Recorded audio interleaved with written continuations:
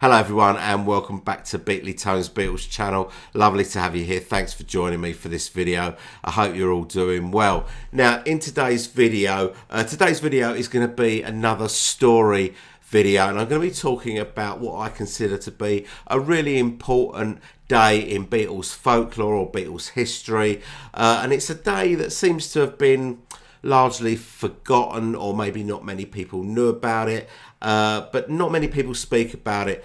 And that day is the 6th of April 1992. Now, why is this day an important day? The reason being is it was the day that George Harrison played his first ever full concert in the UK, and it turned out to be his last full concert anywhere. And I'm really happy to say that I was there. Now, as most of you will be fully aware, George was not a natural live performer. He didn't enjoy playing live. You'll remember in 1966, it was he who instigated that the Beatles should stop touring. I've had enough of this, I don't want to do it anymore. And the other three reluctantly agreed with him. When we watched the Get Back movie last year, you'll remember that it was George who was most against the live performance that Paul and Michael Lindsay Hogg wanted to do as the climax of the Get Back film. It was he who kicked back the hardest against that idea. Now, he did do some gigs after the Beatles. Back in 1969, he went on tour with Delaney and Bonnie, but he was okay in that environment. It was a safe environment for him. He was sort of standing at the back and playing rhythm guitar and not the centre of attention. That was fine. But in 1972, he very much was the centre of attention when he organised the concert for Bangladesh, put the band together and did most of the organising for that. And although there were other performers on that stage that took a solo spot, it was mainly George who performed the most songs. He was definitely the main man at those gigs.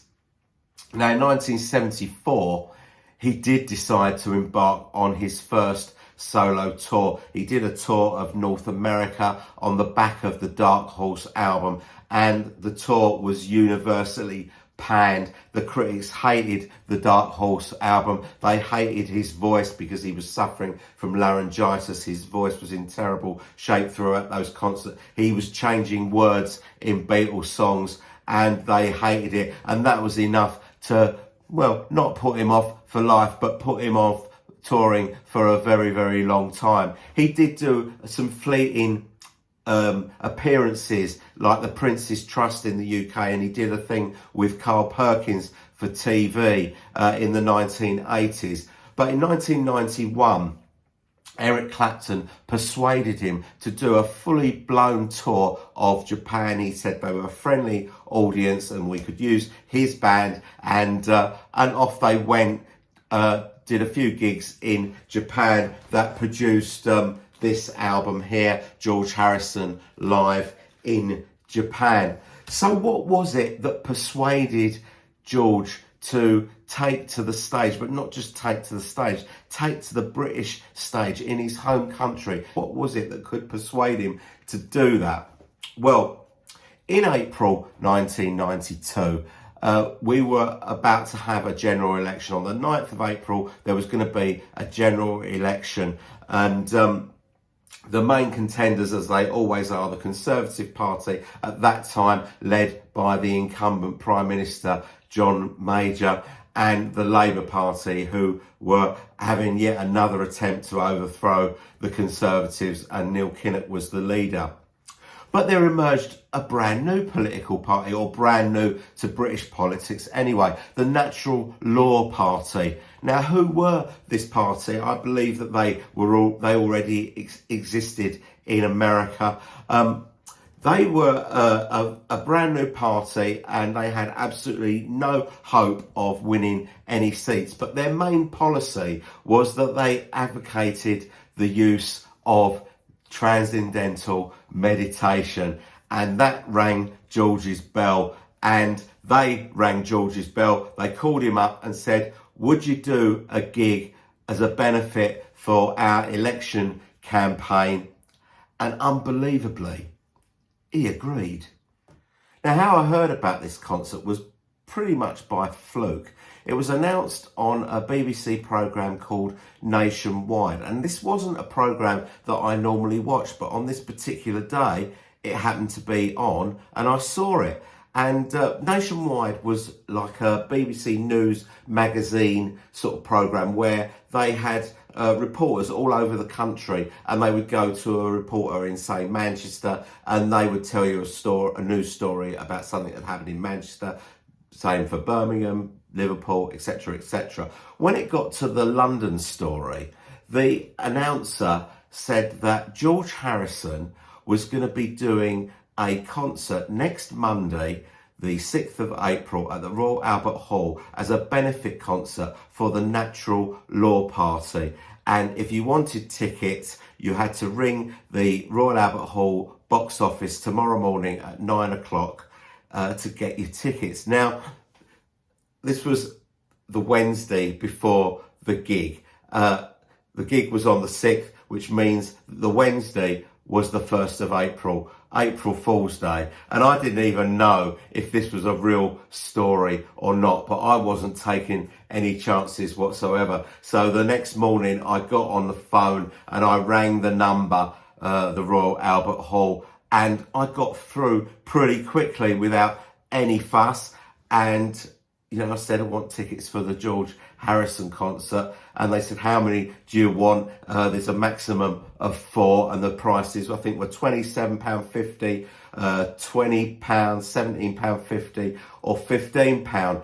And I went for the £27.50, thinking they would be the best seats. And I got them. I got 3 tickets, one for me, one for my sister, and one for my mate Fraser, both of whom were on the Beatles journey with me. And the following Monday, we were going to be seeing George Harrison play live.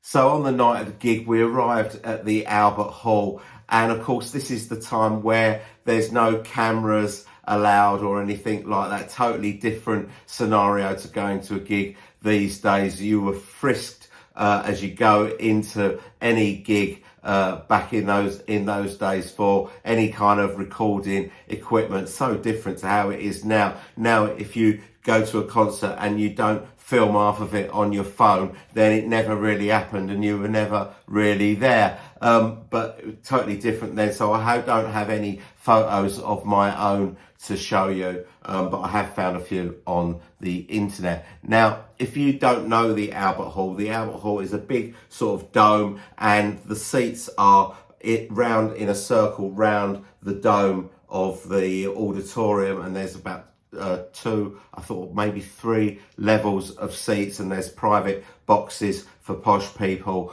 as well. And our seat was it was around the right hand side of the stage, where the seats are sort of going around. We weren't too far from the front of the stage, and we were about 3 rows back, so we had really, really good seats.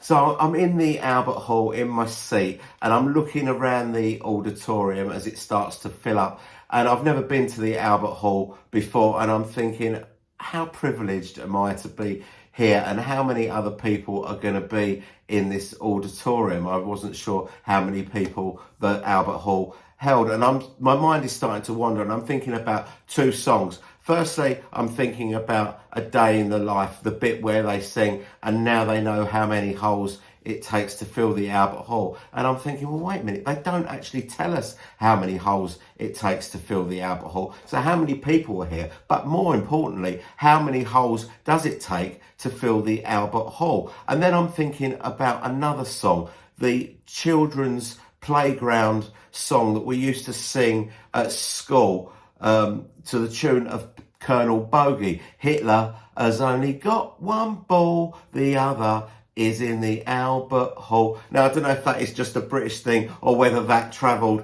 the world over. I don't know. If it's just a British thing, that might be a little bit of a tumbleweed moment. But I'm thinking, when they said they know how many holes it takes to fill the Albert Hall, did they take into account the space of Hitler's other ball? Or did they take Hitler's other ball out and then calculate how many holes it takes to fill the Albert Hall? I don't know the answer to this, and I'm digressing terribly, so let the concert begin. So before the main event, there was a couple of support acts. Firstly, we got a small set from Joe Walsh from the Eagles, which was really great. He played Life in the Fast Lane and Rocky Mountain Way. And then we got a set from former Thin Lizzy guitarist Gary Moore, who I love. Thin Lizzy, a big fan of Thin Lizzy, seen Gary Moore with Thin Lizzy a couple of times, and Thin Lizzy were actually the first band that I ever saw live, and I really enjoyed his set. He was enjoying a bit of success as a solo artist around that time. He had his Still Got the Blues album out and he played some songs for that, so it was great to see Gary Moore, fantastic guitarist, and off he went, and then we waited for George. I'm still thinking about the holes, you know. I mean, it depends on how big the holes were as to how many you could fit it in the Albert Hall. I've got to stop thinking about the holes. Seeing George live in concert is a very rare event in itself, and not the sort of thing that you would ever forget in a hurry, but it was 30 years ago, so some of the things I'm going to talk about I'm afraid have not been retained by my brain. I had to watch a really bad quality video of this concert, a bootleg video, and it was really awful, I have to tell you. Just to jog my memory and to use as an aid memoir to try and remember the facts of the concert. So I've made some notes, so you'll forgive me if I look down at my notes. Anyway, so George came out on stage. He was wearing a sort of a purpley suit, looked really, really smart. He had his moustache, no beard, but he looked really great, really fit. And they opened the gig with I Want to Tell You, which was just fantastic to hear him play that live. They went straight into Old Brown Shoe. He was playing his Telecaster for both those songs. At the end of Old Brown Shoe, the Albert Hall, it just erupted. It was just, the noise was just really, really loud, and George was visibly taken back, and he said, "Thanks for coming. It would have been really horrible if we'd been up here on our own. I didn't expect this." So he was really taken back with the reaction from the crowd. So next up was Taxman, and for Taxman, he changed the lyric, the "Aha, Mr. Wilson, aha, Mr. Heath." He changed that to "Aha, Mr. Major, aha, Mr. Bush," who was obviously the American president at that time. He then took a little break and introduced the band, went early with the band introductions, and the band that were playing this night was basically the same band that had been on tour with him in Japan, which was also really Eric Clapton's touring band, the only difference being that Eric Clapton wasn't here. He'd been replaced on guitar by Mike Campbell from Tom Petty and the Heartbreakers. Obviously George, big friends with Tom Petty through the Wilburys, and obviously Mike Campbell was a guitarist that was known to him through Tom Petty, I guess. He then strapped on his acoustic guitar and played "Give Me Love, Give Me Peace on Earth," with Andy Fairweather playing the slide guitar on that, and absolutely fantastic to see him play that song, one of my absolute favourite George solo songs. He then put his Telecaster back on, and the band played something with George playing the lead guitar parts on his Telecaster. They then went into What Is Life from All Things Must Pass, and obviously this is a song that lends itself really well to the live format, and when he played this, the crowd, we were just all on our feet, really excited to hear What Is Life played live. Just fantastic stuff. He then went back to acoustic guitar and he played Piggies, and he did Piggies with the deleted verse, the one that they left off the version that they played on the White Album. So it's great to hear that as well. So the Telecaster went back on, and we got two songs from the Cloud 9 album. Firstly, Got My Mind Set on You. Then the Telecaster came off, the Fender Strat came on, and that was the first time that he played the Strat in the evening, and he did Cloud 9, which was just absolutely fantastic. Then he switched to acoustic guitar, and there was a bit of fumbling about, and I clearly remember this. Someone from the audience shouted out, "Is Eric here, George?" And George sort of was a bit taken back, and he looked up and he said, I've no idea. That was last month, wasn't it? And what he was referring to there was that around this time, every year in February, Eric Clapton used to play about 14 consecutive nights at the Albert Hall, so that's what he was referring to there. But he seemed a little bit disgruntled that someone was asking where Eric was. I don't know whether they'd had some sort of temporary fallout or something, but it was a little bit odd that Eric Clapton wasn't playing this concert, but his band was, and then George seemed a little bit put out that someone was asking where Eric Clapton was. So the acoustic guitar is on, and he plays Here Comes the Sun, and it was at this point the whole enormity of the evening and the emotion of the evening kind of got to me. I'm sitting there watching George Harrison play Here Comes the Sun, the very song that started this whole thing off for me. It was the song that encouraged me to investigate the Beatles back in 1976, so it's a very special song for me, but that's a story for another video.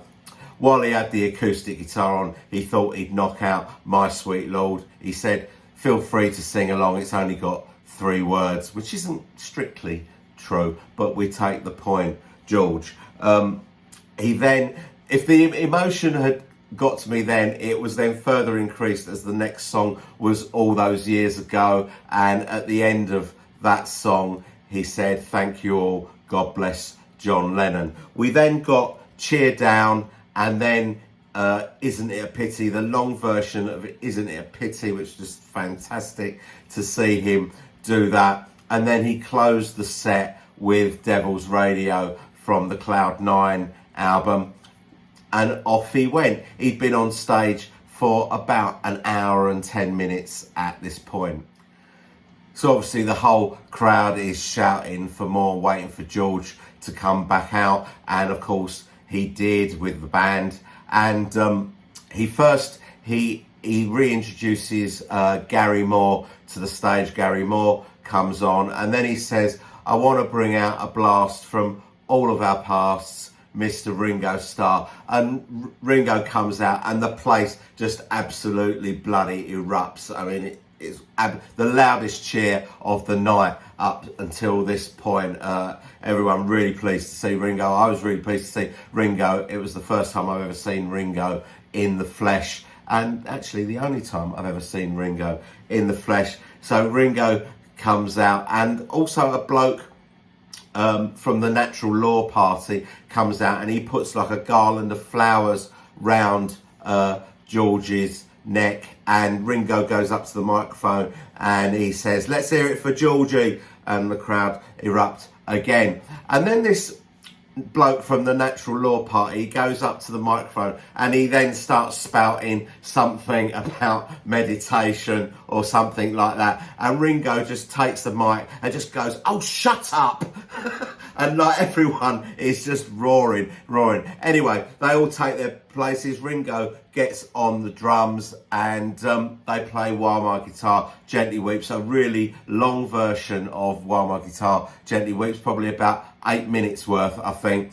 Gary Moore plays this absolutely blistering guitar solo that absolutely wipes the floor with Eric Clapton's White Album guitar solo. Absolutely fantastic stuff.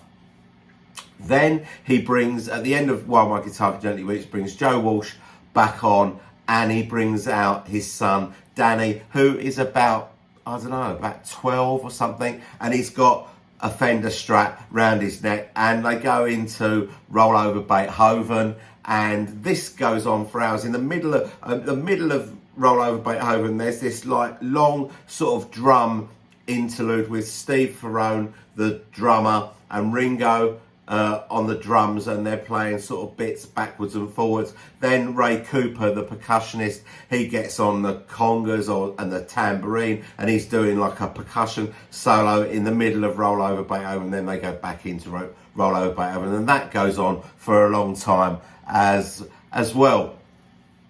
And that was the final song. So that's it really for the show. And just before George leaves the stage, he goes up to the mic and he says, "I'm really paranoid. I don't know if people like me or not. You just never know. Thank you very much. It's been a very nice evening." And with that, he was gone.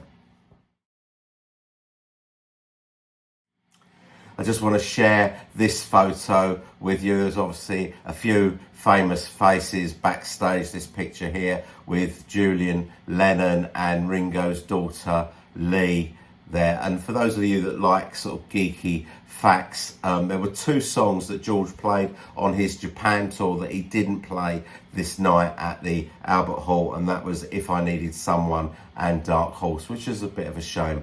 So that's the story of George's first and last ever full concert in the UK. In fact, it was his last concert anywhere. He never took to the stage again before he died, which makes me feel very, very privileged to have been able to be part of this last concert and to just have seen George Harrison play live. Never mind about how many holes it takes to fill the Albert Hall. I now know that it takes 5,300 people to fill the Albert Hall, and that's not very many indeed, and that kind of puts it into perspective of just how lucky I was to get to go to this concert. Anyway, that's all from me. Now, if any of you out there were at this gig, please tell me about it down in the comments, or if you've seen George Harrison live, please tell me about that as well, or anything you want to say about this concert or this video. You're welcome to put your comments down below, and you know I read everything and I respond to everything. So that's all from me. Thanks very much for watching this video. I hope you've enjoyed it, and I'll see you all very soon. Bye bye.